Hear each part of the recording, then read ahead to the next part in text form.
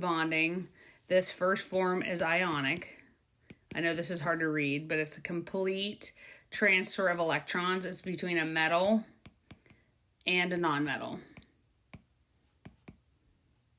Opposite sides of the periodic table. Covalent is sharing electrons, and then metallic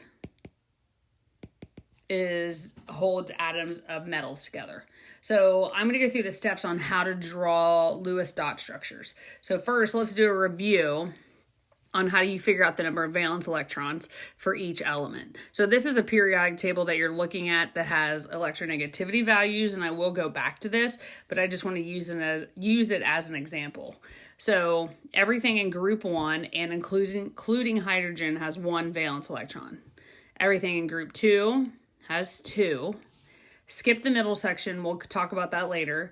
Group 3A or 13 has 3 valence electrons. 4, 5, 6, and 7. Noble gases have 8. So those are the number of valence electrons. So when you're drawing a Lewis dot structure, I'm going to speed through this. You have to do a couple steps. So let's use the example in the notes. It says steps for building a dot structure. You're going to build ammonia, NH3. So the reason why you draw a Lewis dot structure is so you can understand the structure of it.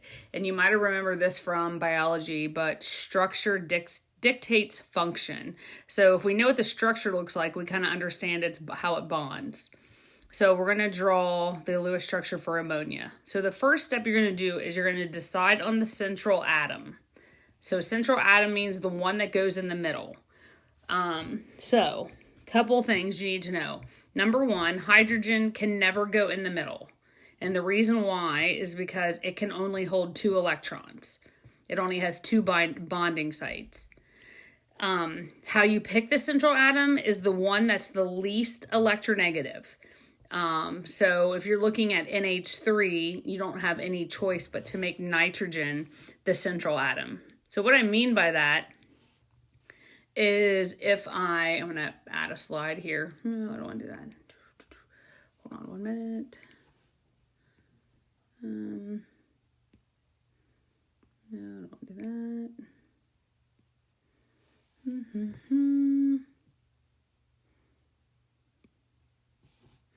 I don't want to do that. I want to find a piece of paper. That's what I want to do. This is what I want to do.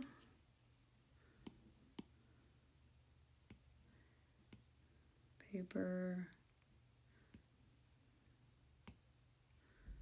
And then I guess it's not going to work for me. Okay, well, anyway. So the first thing you're going to do is figure out the central atom. So what that means is you are going to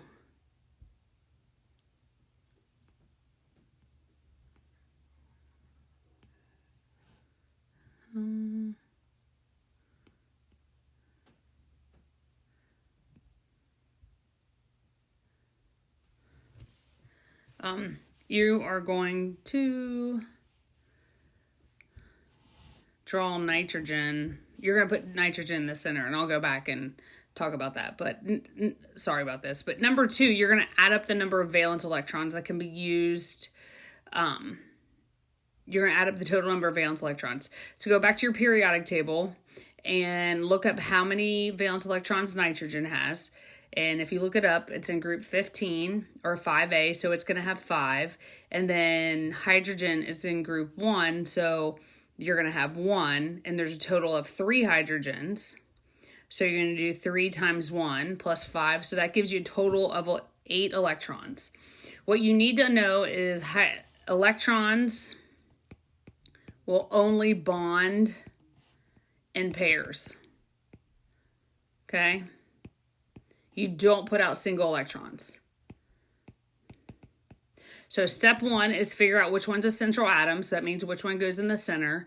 Number 2, figure out the number of electrons that are available for bonding. That's number 2. number 3, what you're going to do is so now you're going to start drawing it. So when you start drawing it, here you put nitrogen in the center, and then you're going to connect the central atom to all the outside atoms. And you connect them by putting a line between the central atom and between nitrogen and hydrogen. So each one of these lines count as 2 electrons. So that's 2. So there's 2 here. There's 2 between this nitrogen and hydrogen. There's 2 here, and there's 2 here. So you used a total of 6 electrons. So if you go back to the previous slide, you had 8 electrons to begin with. So if you take 8 minus 6, 8 minus 6 is 2. That means you have 2 left over. So what you're going to have to do is you're going to put a lone pair on nitrogen. So you got to put the remaining electrons to form lone pairs. So the ones that are connected are called shared pairs. The dots, these are called lone pairs. So you got to check now. You need to make sure that you're on the right track. So check to make sure there are 8 electrons around each atom, except for hydrogen.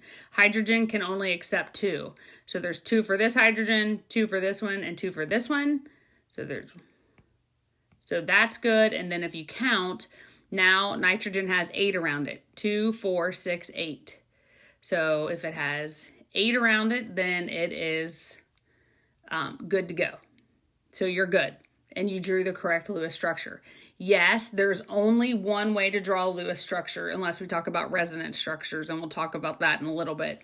But I'm going to do a couple more examples with you. Okay, so let's do another one. We're going to do carbon dioxide. This time, though, I'm going to try to put a piece of paper out there. Let's see. I guess it's not going to let me do it.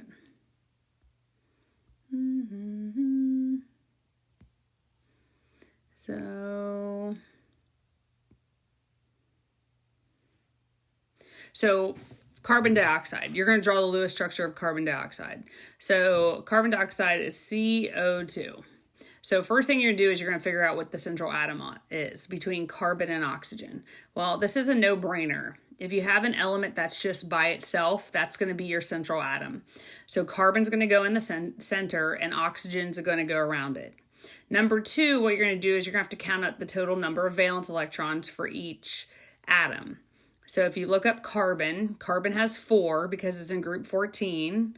And then oxygen, each oxygen has 6. So you're going to do 6 times 2 is 12. So if you count them up, 4 plus 6, 4 plus 12 is 16. So there's a total of 16 valence electrons. Well, let me go through and show you a rule that we use. It's called HONC. And HONC means hydrogen, oxygen, nitrogen, and carbon. So what does that mean? Well, if you follow this will help you figure out how each element bonds to itself or to other elements. So hydrogen can only have one bond. Okay, so it can only have one because it can only hold 2 electrons. Oxygen can have 2 single bonds or 1 double bond. Okay, and then nitrogen can have 3 single bonds. Okay, 2 double, 1 single, or 1 triple bond. Okay, and then carbon can have 4 single, 2 double, and then 1 triple, and 1 single. Or, yeah, I think that's it. Okay, so that kind of gives you the idea about how things can bond. So you're going to realize here, carbon's in the center. So I'm going to put carbon in the center. And then I'm going to put oxygen around both sides of it. So if I count up the number of electrons I use there, each line counts as 2. So I use a total of 4 electrons. So 16 minus 4 is 12. Well, so let's look at this. If I use my remaining 12 electrons and say, so remember, the goal is that each element has to have 8 around it. So what am I going to do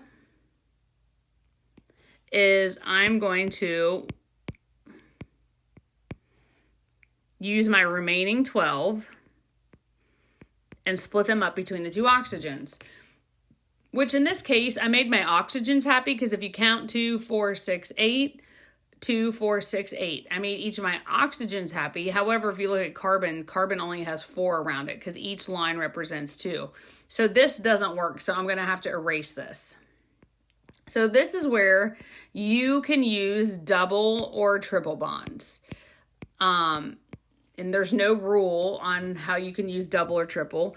So what I'm going to do is I'm going to try to make this work with double and triple bonds.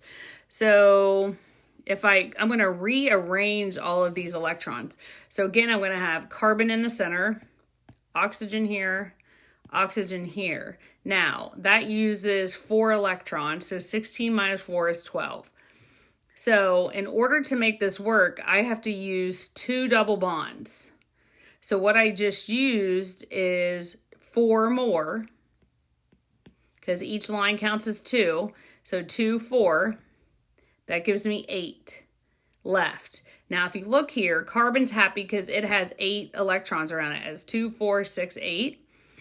However, oxygen, this oxygen's not happy. So 2, 4, it needs 2 more. So I'm going to get rid of 4. So I have 4 remaining. And I'm going to put 4 here. So that takes me down to 0. So now let's do the check. First, make sure none of them exceed the octet. So you're going to count 2, 4, 6, 8, 10, 12, 14, 16. So I used all 16 of my electrons. But now you got to check to make sure they each have 8 around them. 2, 4, 6, 8. So this oxygen on the left is good. 2, 4, 6, 8. Your carbon in the center is good. And then the oxygen on the right, 2, 4, 6, 8.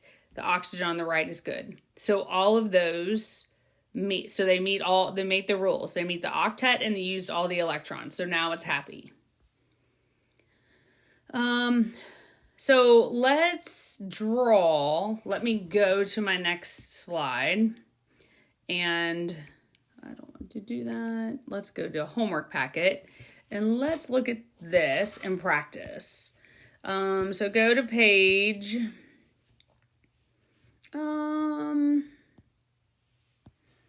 let's see.